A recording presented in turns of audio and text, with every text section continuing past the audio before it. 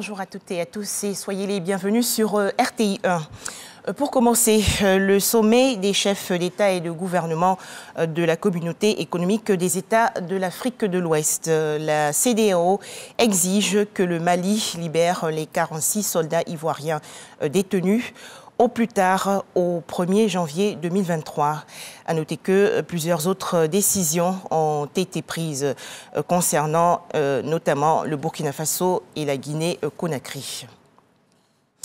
Après 48 heures au Nigeria, le président de la République, Alassane Ouattara, a regagné Abidjan hier soir. Le chef de l'État ivoirien a participé au 62e sommet ordinaire de la CEDEAO. Rencontre, je vous le disais, essentiellement consacrée aux transitions au Mali, au Burkina Faso et en Guinée-Conakry. À noter également que le nouveau président de la commission de la CEDEAO a été investi. Les précisions dans ce reportage de Jérôme Kofi Abola.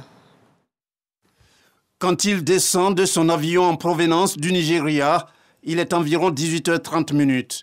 Le président de la République, Alassane Ouattara, qui vient de participer au 62e sommet ordinaire de la CEDEAO, est accueilli par le vice-président de la République, Tiemoko Méliès Kone, le Premier ministre Jérôme Patrick Achi, avec plusieurs autres membres du gouvernement. Pour en venir à la rencontre tenue dans la capitale nigériane, il s'agit, on peut le dire, d'une rencontre non moins attendue pour le président de la République, Alassane Ouattara, et ses pairs de la CEDEAO. Le 62e sommet ordinaire des chefs d'État et de gouvernement de la communauté économique des États de l'Afrique de l'Ouest, ce dimanche 4 décembre 2022 à Abuja. Dans la capitale nigériane, le président de la République de Côte d'Ivoire et les autres dirigeants ouest-africains ont une fois de plus tenu à se retrouver pour plancher sur les situations politiques au Mali, en Guinée et au Burkina Faso. C'est encore l'occasion pour le président Alassane Ouattara ainsi que ses homologues et des chefs de gouvernement de la CEDEAO de se faire fort, d'agir en vue d'un retour rapide à l'ordre constitutionnel dans ces trois pays qui vivent des transitions politiques à la suite des coups d'État militaires dont ils ont été respectivement l'objet. Outre la situation politique au Mali, en Guinée et au Burkina Faso, le rendez-vous d'Abuja a permis aux chefs d'État et de gouvernement de la CEDEAO de procéder à l'investiture du nouveau président de la Commission de la communauté économique des États de l'Afrique de l'Ouest. Il s'agit du docteur Omar Touré, désigné lors du 61e sommet ordinaire de l'organisation sous-régionale tenu à Accra, au Ghana, en remplacement de l'Ivoirien Jean-Claude Brou, actuel gouverneur de la BCEAO.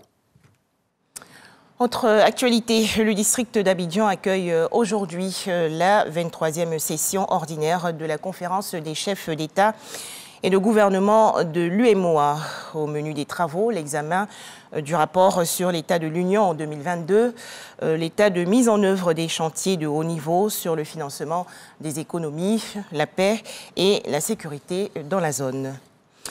À Gboville, dans la région sud-est du pays, la représentante du secrétaire général des Nations Unies chargée des questions de violence à l'encontre des enfants a visité récemment le centre de transit pour enfants, une initiative du ministère de la Femme, de la Famille et de l'Enfant. Objectif, s'imprégner des conditions de travail et de vie des pensionnaires en vue pour des interventions plus efficaces dans les prochains jours.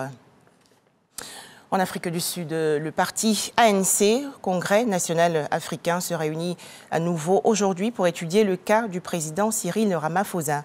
Les échanges vont porter sur un rapport soupçonnant le chef de l'État sud-africain de possibles violations et de fautes graves après la découverte d'importantes sommes d'argent dans sa maison.